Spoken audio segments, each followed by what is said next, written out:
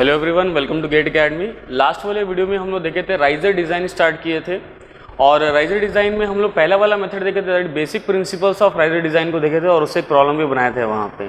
तो आज की क्लास में हम लोग क्या करेंगे, राइजर डिज़ाइन को ही कंटिन्यू करेंगे और यहाँ पर राइजर डिज़ाइन में हम लोग आज पढ़ने वाले हैं सेकंड मेथड पढ़ने वाले हैं, that is modulus method of riser design, जो कि गेट एग्जाम के पॉइंट ऑफ व्यू से इंपॉर्टेंट है, क्वेश्चन वहाँ से भी आता है। दूसरा यहाँ पे हम लोग देखेंगे कि राइजर जो होता है एक पर्टिकुलर कितने टाइप का होता है, दैट इज मैं डिस्कस करने वाला हूँ आपके साथ। Top riser as well as bottom riser discuss करने वाला हूँ। साथ ही साथ दोनों राइजर का, टॉप और बॉटम राइजर का ऑप्टिमम डिज़ाइन भी देखने वाला हूँ, दैट मीन्स दोनों का ऑप्टिमम डायमेंशंस भी देखने वाला हूँ, दैट मीन्स का ऑप्टिमम डाया और ऑप्टिमम हाइट कितना होना चाहिए, दैट मीन्स बेस्ट डाया या बेस्ट हाइट कितना होना चाहिए।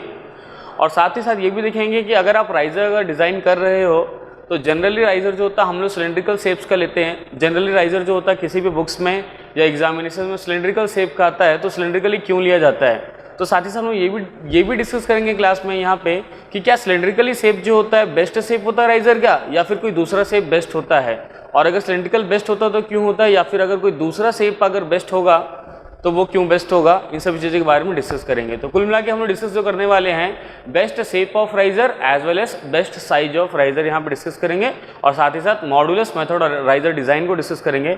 तो मैं गेट एग्जाम का इंपॉर्टेंट प्रॉब्लम भी लूँगा प्रीवियस गेट का, और उसके थ्रू उस प्रॉब्लम को क्या करूँगा, कंसेप्ट के थ्रू उस प्रॉब्लम को सॉल्व भी करूँगा यहाँ पे। So let's start the video. तो मैं यहाँ पे गेट 2016 का एक मैकेनिकल का प्रॉब्लम देखूंगा जो कि राइजर डिज़ाइन से होगा, modulus method of riser design से होगा। तो इस प्रॉब्लम को देखेंगे कि कैसे प्रॉब्लम आया हुआ है गेट एग्जाम में और कैसे इसको सॉल्व कर सकते हैं यहाँ पे। So the problem is a cylindrical job with diameter of 200 mm and height of 100 mm is to be cast using modulus method of riser design. Assume that the bottom surface of cylindrical riser does not contribute as cooling surface. If the diameter of riser is equal to its height, then the height of riser in mm is 4 options are given 150, 200, 100 and 125। कोई देखते हैं ये problem gate 2016 का जो है कैसे दिया हुआ है। यहाँ पे बोला कि आपको एक प्रोडक्ट बनाना है, दैट इज जॉब और कास्टिंग जिसको बोल रहे हैं यहाँ पे। वो सिलेंड्रिकल शेप का प्रोडक्ट आपको कास्ट करना है जिसका डाया 200 mm होना चाहिए, हाइट इसका 100 mm होना चाहिए। साथ में इस वाले प्रोडक्ट के लिए कास्टिंग के लिए आपको जो राइजर डिज़ाइन करना है उसका शेप दिया हुआ है, सिलेंड्रिकल शेप दिया है जिसका डाया और हाइट इक्वल बता दिया है वहाँ पे एग्जाम में।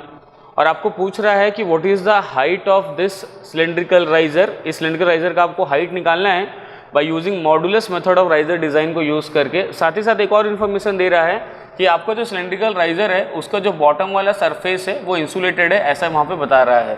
तो इन पूरे डेटा को यूज़ करके एक्चुअली हमको सिर्फ एक ही चीज़ फाइंड आउट करना है, what is the height of the cylindrical riser, उसका हाइट कितना होना चाहिए यहाँ पे देखेंगे। तो यहाँ पे सबसे पहले मैं काम करता हूँ, इस प्रॉब्लम को सॉल्व करने से पहले मैं कुछ कंसेप्ट को पढ़ूंगा। तो 1 by 1 2 या 3 कंसेप्ट देखूंगा। पहला बेस्ट शेप देखूंगा, दूसरा बेस्ट साइज देखूंगा राइजर का, तीसरा क्या होता है मॉडुलस मेथड वो देखूंगा, और उसके बाद सभी चीज़ों को क्या करूँगा, क्लब करूँगा, कंबाइन करके इस वाले प्रॉब्लम को सॉल्व करने की कोशिश करूँगा यहाँ पे। सो देखेंगे 1 by 1। सबसे पहले देखूंगा what is the best shape of riser.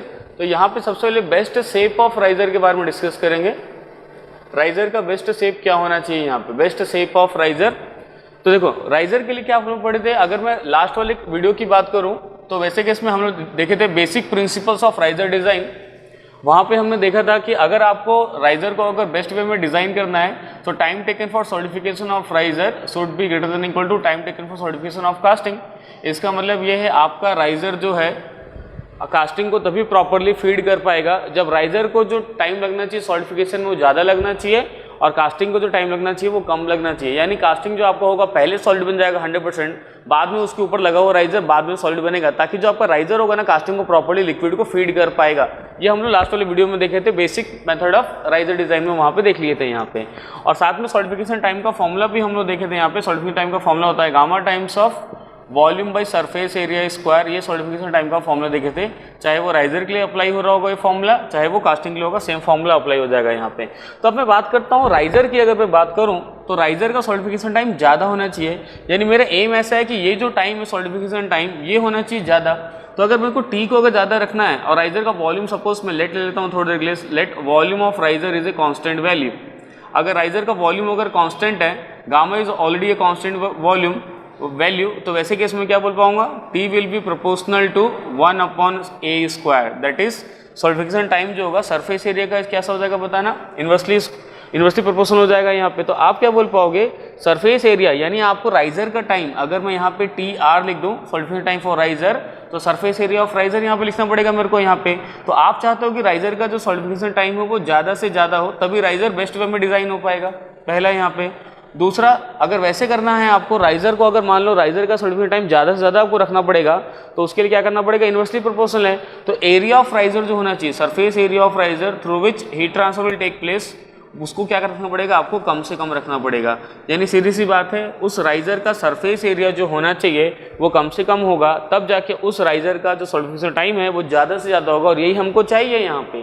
तो यहाँ पे मेरे पास बहुत सारे शेप्स हो सकते हैं। अगर मैं शेप की बात करूँ यहाँ पे कि किस शेप का राइजर पॉसिबल है, कौन कौन से शेप का राइजर पॉसिबल है, तो राइजर आपको हो सकता है सिलेंड्रिकल राइजर आपके पास हो सकता है, राइट। राइजर आपके पास हो सकता है स्फेरिकल हो सकता है आपके पास यहाँ पे राइजर, आप स्फेरिकल राइजर को यहाँ पे ले सकते हो, राइट। या फिर आप ले सकते हो क्यूब और क्यूबॉइडल राइजर भी यहाँ पे ले सकते हो, राइट। क्यूबॉइडल राइजर भी आप यहाँ पे ले सकते हो। इस टाइप से अलग अलग आपके पास यहाँ पे शेप हो सकता है। तो आप अलग अलग शेप के राइजर को यहाँ पे आप देख सकते हो, लेकिन बेस्ट शेप कौन सा होना चाहिए, क्या सिलेंडर बेस्ट शेप होगा, स्फीयर बेस्ट शेप होगा, क्यूब या क्यूबॉइड जो होगा राइजर का बेस्ट शेप होगा, इसमें यहाँ पे देखेंगे। तो अगर मान लो वॉल्यूम अगर मेरे लिए कांस्टेंट है और मेरा एम है कि सरफेस एरिया उस राइजर का कम से कम होना चाहिए, तो अगर आप स्कूल लेवल मैथमेटिक्स की अगर बात करोगे, तो स्कूल लेवल मैथमेटिक्स हम लोग देखें, फॉर ए गिवन वॉल्यूम, अगर वॉल्यूम का वैल्यू अगर गिवन है आपको, तो उसमें जो सरफेस एरिया आता है वो सबसे मिनिमम आता है, स्फीयर के लिए सबसे मिनिमम आता है। तो स्टेटमेंट को यहाँ पे मैं लिख रहा हूँ, फॉर अ गिवन वॉल्यूम, अगर आपके पास वॉल्यूम गिवन है, then surface area will be minimum for, surface area will be minimum for sphere. तो स्फीयर के लिए जो सरफेस एरिया होता है वो सबसे मिनिमम हो जाता है यहाँ पे for a particular given volume. अगर वॉल्यूम उतना ही रखना है, तो अगर आपको मिनिमम सरफेस एरिया चाहिए तो आपको स्फीयर बनाना चाहिए वहाँ पे, और यही मेरा टारगेट था यहाँ पे कि सरफेस एरिया को आपको मिनिमम रखना चाहिए, so that solidification time maximum हो जाएगा, ज़्यादा से ज़्यादा हो जाएगा, और वो मेरे को चाहिए बिकॉज वो मेरा एम है राइजर डिज़ाइन के लिए। तो अगर मैं पूछूंगा what is the best shape और what is the ideal shape, तो अगर मैं यहाँ पे बात करूँगा आइडियल शेप ऑफ राइजर की बात करूँगा, आइडियल शेप ऑफ राइजर, तो राइजर का जो आइडियल शेप हो जाना चाहिए वो हो जाना चाहिए स्फीयर हो जाना चाहिए और स्फेरिकल हो जाना चाहिए, right. It will be spherical, तो ये हो जाना चाहिए आपके पास, स्फेरिकल हो जाना चाहिए, या फिर स्फीयर लिख लो, चलो स्फीयर और स्फेरिकल। तो स्फीयर जो होगा स्फेरिकल शेप का राइजर होना चाहिए आपके पास, जो कि बेस्ट शेप होगा, आइडियल शेप होगा, बट पॉसिबल नहीं है यहाँ पे स्फीयर बना पाना, बिकॉज हम जानते हैं कि राइजर जो बनने वाला है वो सैंड कास्टिंग में सैंड के अंदर बनने वाला है। बेसिकली नीचे वाला जो पोर्शन होता है जिसको हम लोग बोलते हैं ड्रैग, और ऊपर वाला पोर्शन जो होता है उसको हम लोग बोलते हैं कोप बोलते हैं। तो आपका राइजर जो ऊपर वाले कोप में बनने वाला है, ऐसे बनने वाला है, ध्यान देना थोड़ा सा। मान लो यहाँ पे आपका कास्टिंग है, कोप एंड ड्रैग में ऐसे यहाँ पे बना दूँ, ये सैंड है इस टाइप का, कोप एंड ड्रैग यहाँ पे ऐसे बना दे रहा हूँ। आपका यहाँ पे पार्टिंग लाइन है, और यहाँ पे मान लो आपने कास्टिंग रखा है, इसमें आप लिक्विड मेटल फिल करने वाले हो, और यहाँ पे आप राइजर बनाने वाले हो। तो मान लो अगर आपने राइजर ऐसा, अगर सपोज करो स्फेरिकल राइजर अगर आपने बना लिया है, तो राइजर बना लिया, इसका मतलब क्या है, आपको यहाँ पे पैटर्न बल लगाना पड़ेगा, उसकी हेल्प से यहाँ पे बना पाओगे सिलेंड्रिकल कैविटी बना पाओगे, जहाँ पे लिक्विड आके फिल कर सकता है। तो अगर मान लो आपने सिलेंड्रिकल अगर कोई रखा है, सिलेंड्रिकल वुड रखा है या सिलेंड्रिकल कोई भी पैटर्न रखा है, उसके बाद उस सिलेंड्रिकल को लिफ्ट करना चाहते हो बाहर की तरफ, ताकि सिलेंडर बाहर आ जाए और उस जगह पे लिक्विड बाद में फिल हो सके वहाँ पे, तो वैसे केस में नॉट पॉसिबल, बिकॉज यहाँ पे जितना भी सैंड रखा हुआ है आसपास, इस वाले पोर्शन में जितना भी सैंड रखा हुआ है, जैसे आप इस पर्टिकुलर स्फेरिकल को जैसे ही ऊपर की तरफ आप लोगे, तो वैसे कंडीशन में क्या होगा, पूरा का पूरा जो सैंड है वो क्या हो जाएगा, बाहर निकल के आ जाएगा या ब्रेक हो जाएगा सैंड मोल्ड। तो इसका मतलब ये है कि आप स्फीयर शेप का राइजर तो नहीं बना सकते हो सैंड में, नॉट पॉसिबल फॉर यू। तो वैसे केस में हम लोग क्या करते हैं, नेक्स्ट बेस्ट जो होता है, जिसका एरिया स्फीयर के बाद जिसका एरिया सबसे कम होता है वो होता है सिलेंडर होता है, नेक्स्ट टू स्फीयर। सबसे मिनिमम एरिया हो गया स्फीयर का, उसके बाद जो एरिया होता है minimum, next minimum area will B for cylinder. और सिलेंडर को बना पाना ईजी है। अगर मान लो मैंने सैंड में अगर सिलेंडर को, अगर मान लो सिलेंड्रिकल वुड को अगर मान लो मैंने ऐसे इंसर्ट कर दिया है, और बाद में वो सिलेंड्रिकल वुड को अगर मैं निकालना चाहता हूँ, तो कुछ भी नहीं है, इसको आप सीधे सीधे स्ट्रेट लिफ्ट कर सकते हो, क्योंकि इसका वॉल्स जो होता है स्ट्रेट होता है यहाँ पे। आप सीधे से सिलेंडर को क्या करोगे, सीधा लिफ्ट कर लोगे तो यहाँ पे सैंड में क्या हो जाएगा, सिलेंड्रिकल कैविटी बन जाएगा या फिर सिलेंड्रिकल राइजर वहाँ पे बन जाएगा, जो जिसमें बाद में लिक्विड यहाँ पे भरा जा सकता है, मेटल का लिक्विड वहाँ पे आ जाएगा आराम से। तो इसका मतलब मैं ऐसा बोलूँगा कि बेस्ट शेप होना क्या चाहिए, तो आइडियली अगर बात करूँ, आइडियली तो बेस्ट शेप जो होना चाहिए वो होना चाहिए स्फीयर होना चाहिए, but sphere is not possible. आप सैंड में नहीं बना पाओगे स्फेरिकल राइजर, पॉसिबल नहीं है, ब्रेक हो जाएगा मोल्ड। दैट्स वाई अगर मैं बोलूँगा प्रैक्टिकल केस में जो बेस्ट शेप होना चाहिए, जो पॉसिबल है बेस्ट शेप के लिए, तो यहाँ पे अगर मैं बेस्ट शेप की बात करूँगा तो बेस्ट शेप ऑफ जो आपको राइजर मिलना चाहिए वो मिलना चाहिए सिलेंड्रिकल शेप मिलना चाहिए, right. That's why we are writing cylindrical riser, cylindrical shape of riser is the best shape, जो कि पॉसिबल भी है और बना पाएंगे। दैट्स वाई आप किसी भी प्रॉब्लम में देखोगे, चाहे वो गेट एग्जाम का प्रॉब्लम हो, चाहे किसी बुक्स में प्रॉब्लम हो, ऑलवेज आपको वहाँ जो राइजर मिलने वाला है उसका शेप आपको कैसा मिलने वाला है, सिलेंड्रिकली मिलने वाला है। सो दैट्स वाई आज के बाद याद रखेंगे cylindrical shape will be the best shape for riser design. तो राइजर डिजाइन के लिए शेप के बारे में देख लिए हैं, and now we will discuss about what is the best size of riser और what is the optimum size of riser. यानी राइजर जो होगा उसका ऑप्टिमम साइज क्या होगा, और दोनों ही टाइप के राइजर के लिए देखेंगे यहाँ पे, top riser as well as side riser, दोनों को 1 बाय 1 देखेंगे। देखते हैं यहाँ पे ऑप्टिमम साइज ऑफ राइजर के बारे में डिस्कस करेंगे, दोनों राइजर के लिए, टॉप राइजर और साइड राइजर को 1 बाय 1। सबसे स्टार्ट कर रहा हूँ यहाँ पे मैं टॉप राइजर। टॉप राइजर का मतलब यहाँ पे ऐसा होता है, मान लो अगर आपके पास यहाँ पे ऐसा कास्टिंग है इस टाइप का, यहाँ पे अगर आपका मान लो कास्टिंग है और इस कास्टिंग के ऊपर राइजर लगा हुआ है, टॉप राइजर मतलब राइजर उस कास्टिंग के ऊपर में लगा हुआ है, तो ये बन जाएगा आपका यहाँ पे बन गया टॉप राइजर। गेटिंग सिस्टम को नहीं बना रहा हूँ, गेटिंग सिस्टम से मान लो लिक्विड आएगा, वो लिक्विड सबसे पहले कास्टिंग को फिल करेगा, कास्टिंग जैसे फिल हो जाएगा उसका राइजर को फिल कर देगा, तो यहाँ तक राइजर को फिल कर दिया, तो इस वाले राइजर को बोलते हैं टॉप राइजर, जहाँ पे आपका जो राइजर होगा वो कास्टिंग के जस्ट ऊपर लगा हुआ होगा। उससे क्या होगा, लिक्विड को यहाँ पे फीड कर पाएगा। जैसे यहाँ पे कास्टिंग में लिक्विड जैसे ही थोड़ा सा श्रिंक होगा, ये इसमें जो लिक्विड है राइजर में वो इसको ग्रेविटी इफेक्ट कारण क्या कर पाएगा, उसको फीड कर पाएगा, ताकि जैसे श्रिंकेज हो उसको कंपनसेट कर पाएगा। तो ऐसे केस में होता क्या है, अगर मैं यहाँ पे देखूंगा कि हीट ट्रांसफर कितने सरफेसेस से होता है, तो जनरली जो इसका जो नीचे वाला सरफेस है वहाँ से हीट ट्रांसफर नहीं हो पाता है। तो अगर मैं यहाँ पे देखना चाहता हूँ राइजर को, अगर सिर्फ बनाता हूँ कि राइजर मैंने यहाँ पे बना लिया, मान लो मैंने ऐसे सिलेंड्रिकल राइजर अगर मैंने बना लिया है यहाँ पे, तो इस सिलेंड्रिकल राइजर के लिए मैं सिर्फ राइजर की यहाँ पे बात कर रहा हूँ, कास्टिंग की बात नहीं कर रहा हूँ। अगर मैं राइजर की यहाँ पे बात करूँ तो राइजर के लिए कितना सर्फेस एरिया होगा जहाँ से हीट ट्रांसफर हो सकता है, तो ये वाला सर्फेस एरिया जहाँ से हीट ट्रांसफर पॉसिबल है, हीट ट्रांसफर यहाँ पे पॉसिबल है, यहाँ पे ऐसा बोल पाऊंगा हीट ट्रांसफर पॉसिबल है। दूसरा इसका जो कर्व्ड सरफेस है वहाँ से भी हीट ट्रांसफर पॉसिबल हो जाएगा, कर्व्ड सरफेस से भी हीट ट्रांसफर पॉसिबल है। लेकिन मैं बात करूँगा इसके बॉटम सरफेस की, राइजर के बॉटम सरफेस की, तो ये इंसुलेटेड हो जाएगा, बिकॉज यहाँ पे क्या होगा, ये जो कॉमन सरफेस होने के कारण दोनों जगह लिक्विड है, यहाँ भी लिक्विड है, यहाँ भी लिक्विड है, दोनों का टेम्परेचर कैसा है, सेम है, तो सेम टेम्परेचर में क्या होता है, हीट फ्लो नहीं करेगा यहाँ पे, तो it is acting as a insulated surface. Common surface होगा, इंसुलेटेड सरफेस एक्ट करेगा यहाँ पे, तो यहाँ पे आपका हो गया इंसुलेटेड सरफेस हो गया है और यहाँ से हीट ट्रांसफर पॉसिबल नहीं है।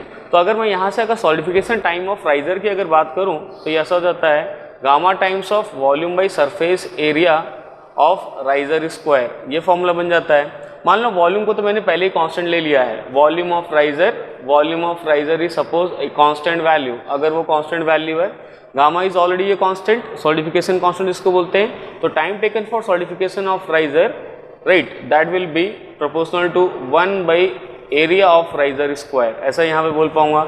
राइजर का एरिया जो होगा उसको स्क्वायर पे, तो मेरे को कैसा चाहिए, व्हाट इज माय एम, तो मैं अपना अगर एम देखता हूँ तो मेरे को ऐसा पता होना चाहिए कि time for solidification of riser जो है ये वैल्यू मेरे को हाई चाहिए होता है या मोर चाहिए होता है, तो ये वैल्यू हाई चाहिए, यानी राइजर जो होगा ज़्यादा टाइम लेके सॉलिडिफाई होना चाहिए, ताकि राइजर कास्टिंग के बाद सॉलिडिफाई हो सके और अच्छे तरीके से उसको फीड कर सके, ताकि कोई डिफेक्ट नहीं होना चाहिए, ऐसा यहाँ पे हो जाएगा।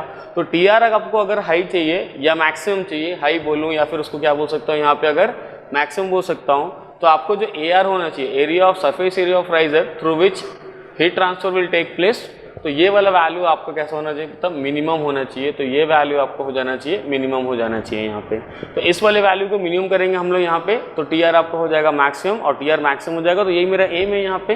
तो देखिए कैसे इसको अचीव कर पाएंगे, तो यहाँ पे देखते हैं एरिया ऑफ टॉप राइजर, तो टॉप राइजर में अगर मैं एरिया ऑफ राइजर अगर देखूंगा तो area of riser through which heat transfer can take place, तो बॉटम सरफेस से हीट ट्रांसफर नहीं हो रहा है, सिर्फ टॉप वाले सरफेस से कर्व सरफेस पे। लेट इसका डाया डी है, राइजर का डाया अगर मैं यहाँ पे डी ले लूँ और राइजर का हाइट अगर मैं यहाँ पे सपोज करो अगर एच ले लेता हूँ यहाँ पे, तो ऐसे कंडीशन में क्या हो पाएगा, what is the curve surface area, तो कर्व सरफेस एरिया होता है पाई डी एच हो जाएगा कर्व सरफेस एरिया, प्लस सिर्फ टॉप का एरिया लूंगा तो कितना हो जाएगा बताना, pi by 4 into dia square हो जाएगा यहाँ पे, ये हो गया टॉप का एरिया।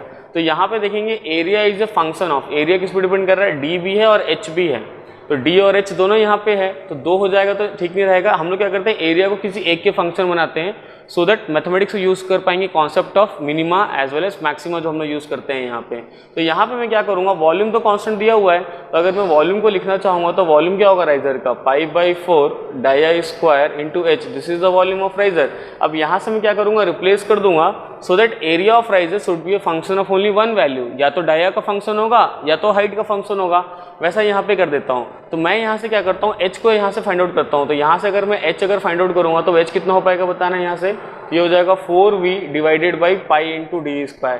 तो ये एच का वैल्यू जो है मैं यहाँ पे सब्स्टिट्यूट करूँगा, so area of riser will B, यहाँ पे ऐसा आप लिख पाओगे पाई डी एच है, यहाँ पे आपको एच को सब्स्टिट्यूट करना है, तो यहाँ पे लिख पाओगे pi into D into H आप सब्स्टिट्यूट करोगे तो आ जाएगा 4v divided by pi D square, यहाँ पे आप सब्स्टिट्यूट कर दिए, plus pi by 4 into dia square आपने यहाँ कर दिया। थोड़ा सा सिंप्लीफाई कर देंगे तो यहाँ पे ऐसा हो जाएगा, area of riser will be, कुछ कैंसिल हो जाएगा पाई से पाई, डी से डी कैंसिल हो जाएगा, तो आपके पास आ जाएगा 4v divided by only D, 4v D और प्लस में आ जाएगा यहाँ पे आपके पास pi by 4 into dia square यहाँ पे आ गया है।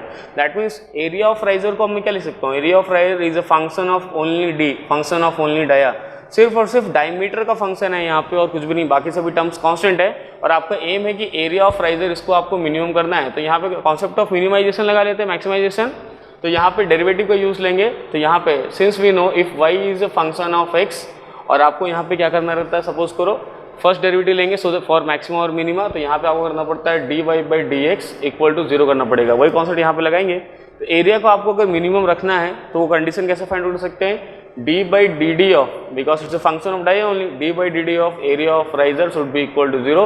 डेरिवेटिव लेंगे पहले वाले टर्म का तो आ जाएगा minus of 4v divided by D square, plus इस वाले के लेंगे तो यहाँ से ये हो जाएगा पाई बाई 2 हो जाएगा, pi by 2 into D is equal to 0 हो जाएगा। तो यहाँ से फाइनली अगर आप यहाँ से सॉल्व करोगे, सिंप्लीफाई करोगे, तो डाया का वैल्यू हो जाएगा twice of v by pi whole raise to 1/3 आ जाएगा। तो यहाँ से आपके पास डाया का वैल्यू आ गया, और ये डाया जो हो जाएगा इसी को बोलेंगे डाया ऑप्टिमम, ऑप्टिमम डाया बोलेंगे। ऑप्टिमम का मतलब होता है जिसको बोला जाता है बेस्ट डाया भी बोला जाता है, this is the best dia of the riser. यानी अगर उस पर्टिकुलर वॉल्यूम के लिए, उतने वॉल्यूम के लिए अगर आपको राइजर बनाना है तो ये वाला जो डाया होना चाहिए उस राइजर का वो सबसे बेस्ट डाया होना चाहिए फॉर टॉप राइजर, ऐसा यहाँ पे बोल पाऊंगा।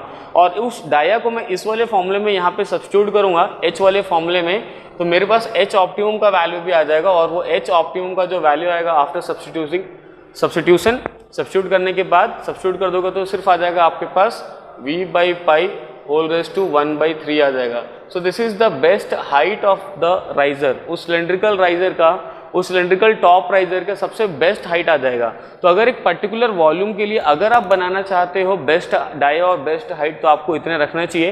तो दोनों का बेस्ट वैल्यू यहाँ पे निकाल लिए कि क्या बेस्ट डाया होना चाहिए, क्या बेस्ट हाइट होना चाहिए, दोनों में रिलेशन में देखेंगे तो आप यहाँ पे ऐसा देख पाओगे कि आपका जो डाया ऑप्टिमम होना चाहिए, optimum dia in case of top riser should be twice of optimum height, optimum height का डबल होना चाहिए, ट्वाइस होना चाहिए, यहाँ पे ऐसा बोल पाऊंगा। तो कई बार लोग ना ऑप्टिमम वर्ड नहीं लिखते हैं, सीधा ऐसे भी लिख देते हैं, कई बार लोग उसको dia should be twice of height ऐसा भी लिख देते हैं। So this is the condition of और optimum condition for top riser. तो टॉप राइजर के केस में ये आ जाता है आपके पास ऑप्टिमम राइजर होता है, that means dia should be twice of the height, यानी आपको जो डाया होना चाहिए हाइट का कैसा होना चाहिए, डबल होना चाहिए। तो ये ऑप्टिमम कंडीशन है या फिर ये बेस्ट कंडीशन होगा। तो मेनली आपको इसको थोड़ा सा ध्यान में रखना पड़ता है यहाँ पे कि ये इसका फाइनल आउटकम है यहाँ पे कि अगर आपके पास अगर टॉप राइजर है तो वैसे केस में बेस्ट जो कंडीशन होना चाहिए, dia should be twice of the height of that cylindrical riser, ऐसा होना चाहिए। अब स्टार्ट करेंगे साइड राइजर के लिए, स्टार्ट करेंगे सेकंड वाला। साइड राइजर का ऑप्टिमम डायमेंशन क्या होना चाहिए। सो फॉर साइड राइजर को देखेंगे सबसे पहले क्या होगा। साइड राइजर जैसे मान लो यहाँ पे अगर आपके पास कास्टिंग है जिसमें लिक्विड पहले फिल करना है, फिल हो जाने के बाद आपको जो राइजर यहाँ पे बनाना होगा, साइड राइजर का मतलब होगा टॉप पे नहीं होगा, राइजर जो सिलेंड्रिकल राइजर लगा हुआ होगा वो सिलेंड्रिकल राइजर यहाँ साइड में ऐसे लगा हुआ होगा यहाँ पे। तो यहाँ पे थोड़ा सा कांटेक्ट होगा जिसको मैं नेग्लिजिबल मान सकता हूँ कांटेक्ट को, ताकि इसमें जो लिक्विड हो यहाँ पे, इस वाले में जो लिक्विड होगा यहाँ पे और इस वाले में जो लिक्विड होगा ड्यूरिंग द सॉलिडिफिकेशन, ये आपके पास राइजर है और कास्टिंग है। तो जब कास्टिंग में लिक्विड जब श्रिंक होगा तो राइजर लिक्विड क्या करेगा, उसको फीड करेगा। तो यहाँ से राइजर लिक्विड उसको फीड कर पाएगा, साइड से फीड कर पाएगा, यहाँ पे ऐसा बोलेंगे। So this is known as side riser. यहाँ पे आप देखोगे टॉप राइजर से थोड़ा सा डिफरेंट है। वहाँ पे क्या था, एक सरफेस दोनों के लिए इंसुलेटेड हो गया था, चाहे वो कास्टिंग के लिए हो चाहे वो राइजर के लिए हो, बट यहाँ पे ऐसा नहीं है। इसका कास्टिंग का सभी सरफेस जो होगा अवेलेबल होगा हीट ट्रांसफर के लिए, all the surface will be available for heat transfer. Riser का भी पूरा सरफेस जो होगा, all surface will be available for heat transfer, कोई भी सरफेस इंसुलेटेड नहीं होगा। इनफैक्ट मैं ऐसा बोल सकता हूँ साइड राइजर केस में no surface will be acting as a insulated surface, all the surface are available for the heat transfer, सभी सरफेस से हीट ट्रांसफर होने वाला है यहाँ पे। बट मेरे को फिलहाल अभी मतलब मैं पढ़ रहा हूँ राइजर डिजाइन, मुझे कास्टिंग से मतलब नहीं, मेरे को फिलहाल मतलब राइजर से, तो राइजर के बारे में यहाँ पे देखूंगा। तो अल्टीमेटली कंसेप्ट यहाँ तक यही यूज़ करूँगा। मैंने जो यहाँ पे कंसेप्ट यूज़ किया था, यहाँ पे एम जो आपका था कि टीआर होना चाहिए मैक्सिमम, उसके लिए एआर जो होना चाहिए, area of surface area of riser होना चाहिए, मिनिमम होना चाहिए, वही वाला यूज़ करूँगा। तो सीधा मैं वहीं से स्टार्ट करता हूँ, सरफेस एरिया मिनिमम से स्टार्ट करूँगा। तो अगर आपने यहाँ पे लिया है surface area of this riser that is side riser, all the surfaces are available for heat transfer, पूरा सरफेस अवेलेबल है तो पूरा ले लो। टॉप वाला सरफेस सिलेंड्रिकल राइजर का, because if this one is a cylindrical riser, right, cylindrical riser, so top surface के लिए कितना हो जाएगा बताया ना, π/4 इंटू डाई स्क्वायर हो जाएगा। बट बॉटम सरफेस भी हो जाएगा तो मल्टीप्लाइड बाई 2 हो जाएगा, और यहाँ पे प्लस कर्व सरफेस हो जाएगा πdh हो जाएगा, πdh हो जाएगा यहाँ से आप ऐसा लिख पाओगे, राइट। तो यहाँ पे आप क्या कर सकते हो, ये जो h का वैल्यू है, फिर से भाई वॉल्यूम जो उसका कांस्टेंट है, तो h का वैल्यू आप रिप्लेस कर दोगे 4v डिवाइडेड बाई πd²। तो यहाँ पे रिप्लेस कर दोगे तो वो सेम आ जाएगा आपके पास वहाँ पे πdh जो है। तो एरिया ऑफ राइजर जो यहाँ पे आ जाएगा वो आ जाएगा यहाँ पे π/2 डाई स्क्वायर, प्लस यहाँ पे रिप्लेस करने के बाद आपके पास वो वैल्यू सेम आ जाएगा यहाँ पे, दैट इज 4v/d हो जाएगा। Now here you can see that area of riser is only a function of dia, सिर्फ d का फंक्शन है यहाँ पे, और आपको मिनिमाइजेशन करना है तो वही लेंगे, फर्स्ट डेरिवेटिव ले लेंगे, d/dd of AR should be equal to 0। तो यहाँ पे अगर आप फर्स्ट डेरिवेटिव ले लेते हो तो इस टाइप से आपके पास आ जाएगा यहाँ पे। तो यहाँ पे आने वाला है आपके पास πd आ जाएगा सिर्फ यहाँ पे, और माइनस ऑफ आ जाएगा 4v divided by d² equal to 0। तो फाइनली आपको जो d ऑप्टिमम मिलेगा, बेस्ट डाया जो मिल जाएगा, ऑप्टिमम डाया जो मिल जाएगा वो मिल जाएगा आपको 4v/π होल रेस 2 आ जाएगा आपके पास 1/3। This is the optimum dia और best dia of side riser. और इस वाले डाया को अगर वापस आप यहाँ पे ले जाके इस वाले हाइट वाले फॉर्मूले में अगर आप पुट करोगे इस वाले फॉर्मूले में, तो वहाँ से आपको ऑप्टिमम हाइट या फिर आपको बेस्ट हाइट मिल जाएगा यहाँ पे। तो उसको सब्स्टिट्यूट करने के बाद आपको जो h ऑप्टिमम मिलेगा, best height of side riser जो मिल जाएगा वो भी उतना मिल जाएगा, 4v divided by pi whole raise to कितना मिल जाएगा, 1/3 मिल जाएगा। तो आप यहाँ पे देख पाओगे, बेसिकली अगर दोनों में रिलेशन लिखना चाहूँगा तो ऐसा लिख पाऊंगा। So for side riser dia optimum is equal to height optimum, तो दोनों इक्वल हो जाता है for side riser, optimum dia is equal to optimum height. तो कुछ लोग उसको सिर्फ इतना लिखते हैं, d और h के फॉर्म लिखते हैं, d is equal to h for side riser और optimum condition for side riser. तो साइड राइजर का ये ऑप्टिमम कंडीशन हो गया या फिर बेस्ट कंडीशन हो गया। लेकिन अगर आप देखोगे टॉप राइजर का तो d equal to twice of h होता है, बट यहाँ पे d इक्वल टू h हो जाता है। इस टाइप से यहाँ पे कर पाओगे।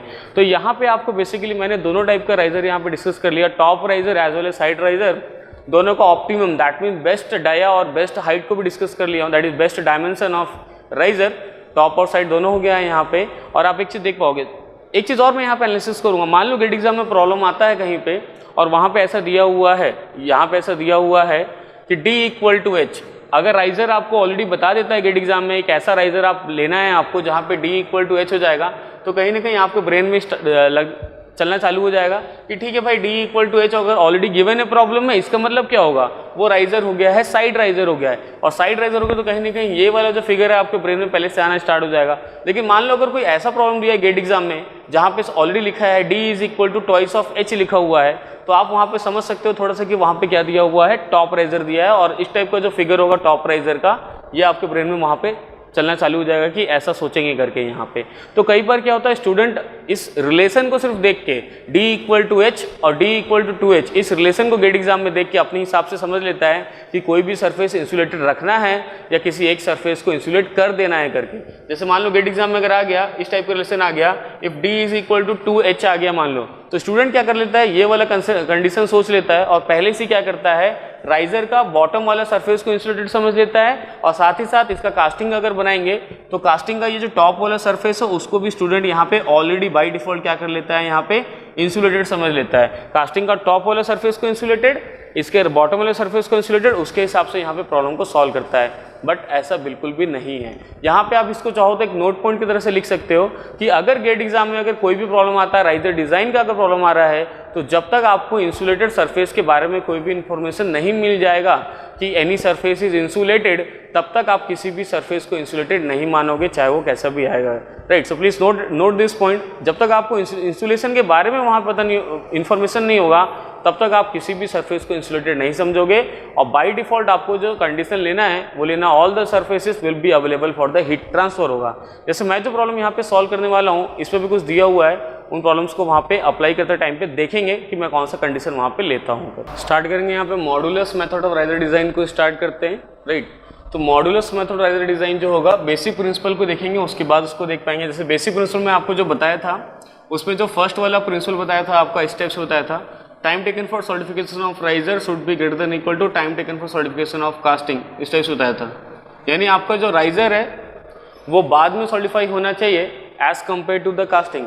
कास्टिंग पहले सॉलिड बन जाएगा 100%, उसके बाद ही राइजर को 100% सॉलिड बनना चाहिए, तब जाके आपका कास्टिंग एक गुड कास्टिंग बनता है और साउंड कास्टिंग इसको बोला जाता है यहाँ पे। तो अगर आपको राइजर को अच्छा बनाना, कास्टिंग को अगर आपको अच्छा बनाना है, तो वैसे केस में आपका जो राइजर होना चाहिए वो बाद में सॉलिडिफाई होना चाहिए, ऐसा यहाँ पे देख पाएंगे।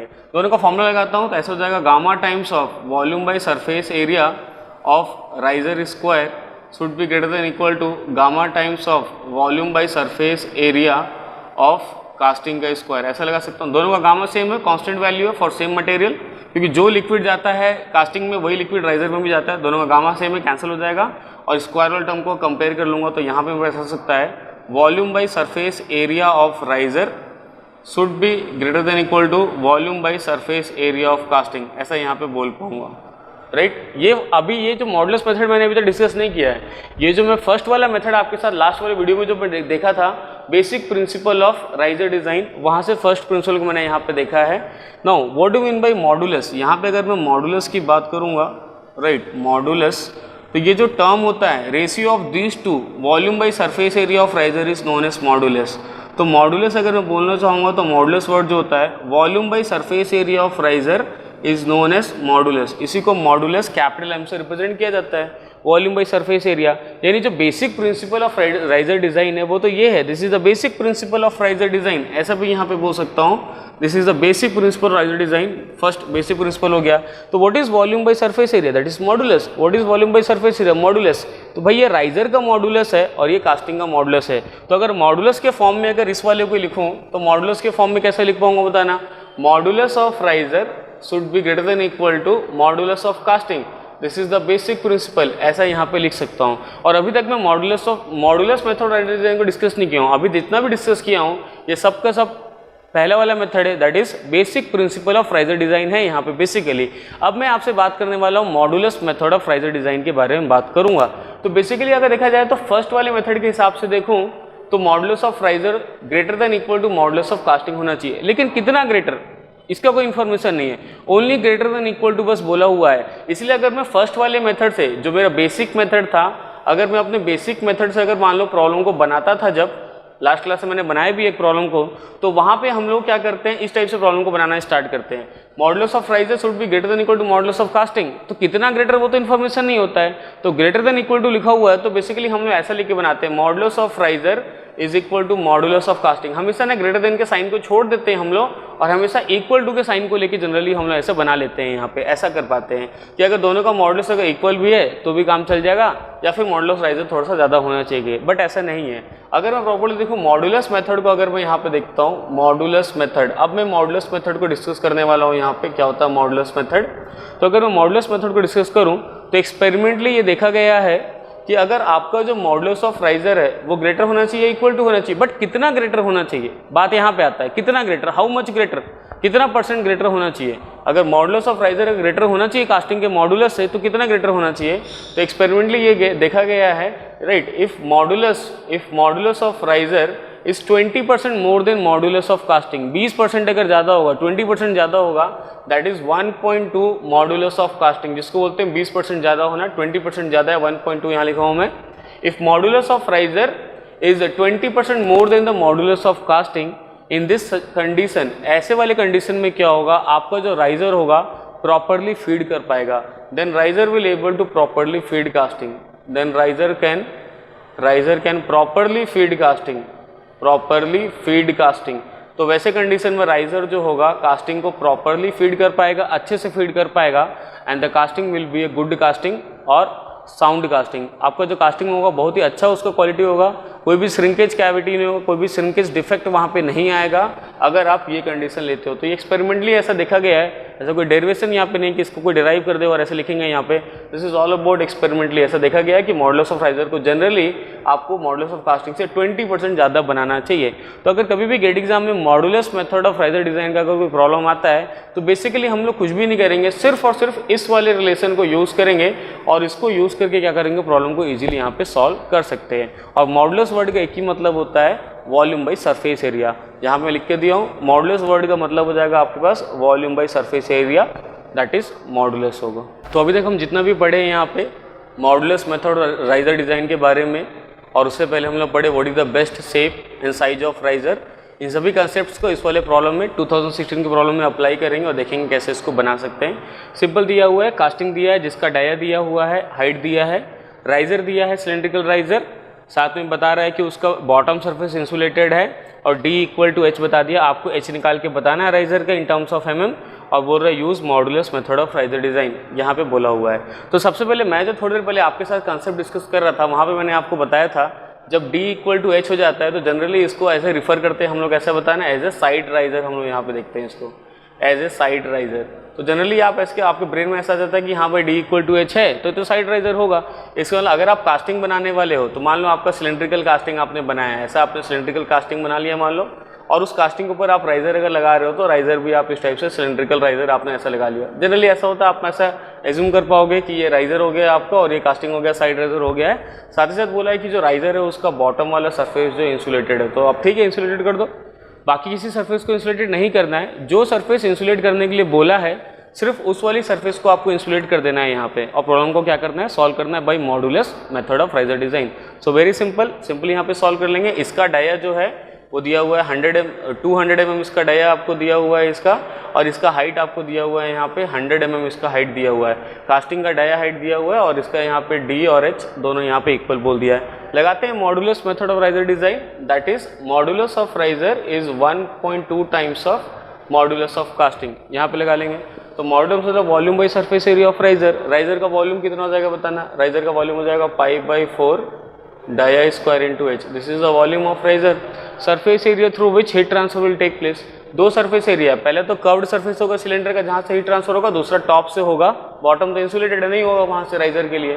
तो यहाँ पे कर्व्ड सरफेस एरिया हो जाएगा आपके पास कितना हो जाएगा होता है ना πdH, और प्लस टॉप हो जाएगा आपके पास π/4 इंटू डाया स्क्वायर, आप यहाँ ले पाओगे, and this value is equal to 1/2 times of 1.2 times of modulus of casting, that is volume of casting to surface area of casting. तो वॉल्यूम इसका कितना हो जाएगा बताना, वॉल्यूम हो जाएगा π/4 डाया स्क्वायर इंटू H, तो डाया उसका दिया हुआ है 200 स्क्वायर, और इंटू में H कितना दिया हुआ है यहाँ पे 100 दिया हुआ है, और अगर इसका एरिया लूँगा अगर तो एरिया हो जाएगा π/4 इंटू डाया स्क्वायर ले लेता हूँ, दैट इज 200 का square.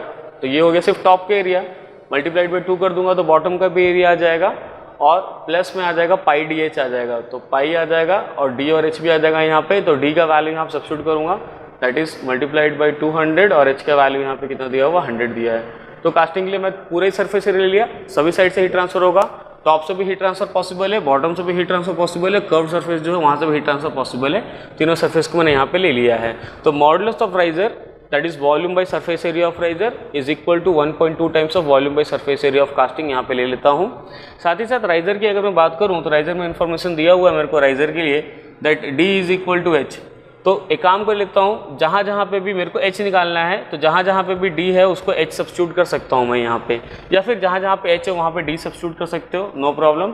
So just substitute the values. तो यहाँ पे अगर मान लो आपको दिया हुआ है d स्क्वायर h दिया हुआ है, तो एक काम करो, जहाँ जहाँ पे भी d है उसको आप यहाँ पे h सब्स्टिट्यूट कर लो। तो h स्क्वायर सब्स्टिट्यूट कर दो, d स्क्वायर मतलब h स्क्वायर इंटू h, तो ये फाइनली हो जाएगा आपके पास h क्यूब हो जाएगा यहाँ पे। फिर यहाँ पे देखोगे d इंटू एच, डी को भी आप h पुट कर दो तो यहाँ पे हो जाएगा पाई इंटू h स्क्वायर हो जाएगा, और d को h पुट कर दोगे तो ये भी कितना हो जाएगा यहाँ पे आपके पास h स्क्वायर आ जाएगा। इस पूरे इक्वेशन में एक ही इक्वेशन है आपके पास, और इस पूरे इक्वेशन में आपके पास जो अननोन बच गया है वो सिर्फ और सिर्फ एक ही बचा हुआ है, h इज द अननोन है। यहाँ पे आपके पास सिर्फ h अननोन बच गया है। अब इस पूरे इक्वेशन को थोड़ा सा मैथमेटिक्स सॉल्व करिए, यहाँ पे थोड़ा सा सिंप्लीफाई करिए, स्कूल लेवल मैथमेटिक्स है। यहाँ पे सॉल्व करने के बाद यहाँ पे जो आपको हाइट आ जाएगा वो आ जाएगा आपके पास 150 mm यहाँ पे हाइट आ जाएगा। तो इसका हाइट का वैल्यू 150 mm आ गया है, जो कि आपको निकालना था 150 mm height of that riser. अब यहाँ पे क्या है, 4 ऑप्शंस भी यहाँ पे दिए हुए हैं, 150, 100, 200, 125। तो 150 जो होगा इसका राइट आंसर होगा। बट एक चीज़ और यहाँ पे देखेंगे ध्यान से, कुछ स्टूडेंट क्या करते हैं यहाँ पे अपने हिसाब से कुछ इंसुलेशन ले लेते हैं। जैसे अगर उसने बोला है कि राइजर का बॉटम वाला सरफेस जो है वो इंसुलेटेड है, तो कुछ लोग क्या करेंगे, कास्टिंग का टॉप भी क्या करेंगे, बाय डिफॉल्ट इंसुलेटेड कर देते हैं। बट ऐसा नहीं करना, अगर आप वैसा करोगे भी तो शायद हो सकता है कोई एक आंसर मैच कर जाएगा, क्योंकि यहाँ पे IIT के प्रोफेसर ने जैसे ये ऑप्शंस जो बनाया है, बहुत ही अच्छे से ऑप्शंस बनाया है सेट करके, कि अगर आप कहीं पे मिस्टेक करते हो तभी भी आपको एक ऑप्शन मैच होने वाला है। So don't do the mistake, वैसा मिस्टेक वहाँ पे नहीं करना है। दूसरा, कुछ लोग क्या करते हैं, इसको मॉडुलस मेथड से नहीं बना के क्या कर लेते हैं, बेसिकली सिंपल बना लेते हैं। That is the first method, जो लास्ट वाले वीडियो में मैंने पढ़ाया था, बेसिक मेथड राइजर डिजाइन, वहाँ से बना लेते हैं। वहाँ से भी शायद आप बना के देखोगे एक बार तो शायद कोई ऑप्शन यहाँ पे मैच कर सकता है, तो वहाँ पे वैसा मिस्टेक भी नहीं करना, बिकॉज साफ साफ लिखा है by using modulus method of riser design. तो जिस मेथड का उसने नाम लिया गेट एग्जाम में, उस मेथड से ही आपको बनाना चाहिए। और ये जो इंसुलेशन वाला मैंने आपको जो कॉन्सेप्ट पढ़ाया है कि भाई इंसुलेशन वाला कौन सा सरफेस को आपको इंसुलेटेड लेना है, तो बाय डिफॉल्ट किसी भी सरफेस को नहीं लेना है जब तक वो किसी सरफेस को इंसुलेटेड नहीं बोलता है गेट एग्जाम में। तो यहाँ पे सिर्फ और सिर्फ बोला हुआ था कि राइजर का बॉटम वाला सरफेस इंसुलेटेड है, तो हमने सिर्फ राइजर का बॉटम वाला सरफेस इंसुलेटेड लिया है और किसी भी सरफेस को इंसुलेटेड नहीं लिया है, चाहे वो कास्टिंग हो चाहे वो राइजर हो। तो इस तरीके से बेस्ट वे में आप यहाँ पे इसको बना पाओगे। I hope you have understood all this things. आप पूरा समझ गए हो कि कैसे आपको राइजर डिज़ाइन जो है करना चाहिए, कैसे उसके प्रॉब्लम्स को आपको सॉल्व करना चाहिए। Okay, thank you.